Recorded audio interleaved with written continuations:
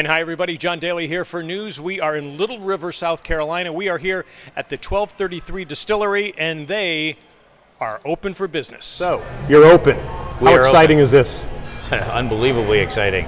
It's tough being closed for a couple months. I feel for all the bars and restaurants in the Grand Strand, but luckily we were able to do a little hand sanitizer production in the middle to keep us busy, but we are super excited to have our tasting room back open again. Of course, there are restrictions.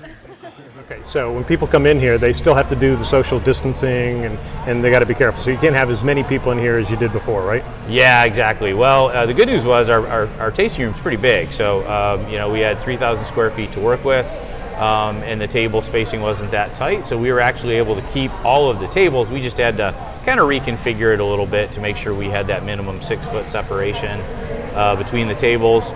And we're doing all the things that the state had asked the bars and restaurants that have now opened up for inside seating to do. As it was before the restrictions were lifted, you can still buy bottles of 1233's specially distilled spirits to enjoy at home. Well, we came upon your spiced rum, and it is amazing. So we've been shipping bottles back home, and I just came to stock up for the summer. Although it doesn't last long. That's good. So what is it about their rum?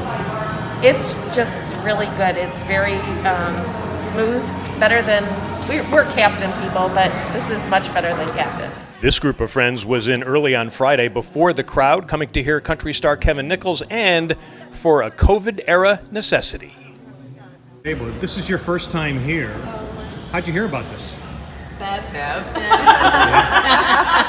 how did you hear about this? We came for the hand sanitizer. How did I hear? I think on Facebook. We came for the Facebook. hand sanitizer. Yeah, we came for the hand sanitizer. That's right. And it just evolved from there. Talk about the hand sanitizing, because you guys turned out an awful lot. Talk about how you helped the community with that. Essentially, we're in the middle of our bourbon production, and so we had repurposed about 1,600 gallons of bourbon mash. That was going to be our aged bourbon. It was about to get distilled and barreled, and instead we repurposed that. We distilled it all the way up to 190 proof, and that allowed us to have the alcohol content necessary to make hand sanitizer. And so we started doing that. So in the first 2.5 weeks, between what we donated to the community and what we donated to first responders and health organizations, it was about $50,000 worth of hand sanitizer.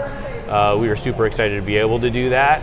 Of course, after that, we needed to start covering some of our costs. So since then, we've been producing it and charging $4.95 a bottle for our 4.4 ounce bottles.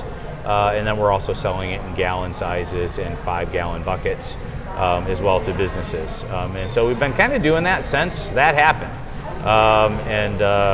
Well, the good news was we queued up enough of our spirit, so we had plenty of spirits in our bonded space in the back so that we could absorb that little bit of gap in producing spirits. And now we're kind of in between. We're about to shift back into spirits production, and we'll continue to produce sanitizer too, as long as there's a need for it, which at this point we've been given the ability to do that by both the FDA and the TTB till the end of the year. This old highway is getting longer. So check out 1233 Distillery in Little River. Here is their website for their hours, and you never know, they might have entertainment like local country legend Kevin Nichols on the calendar.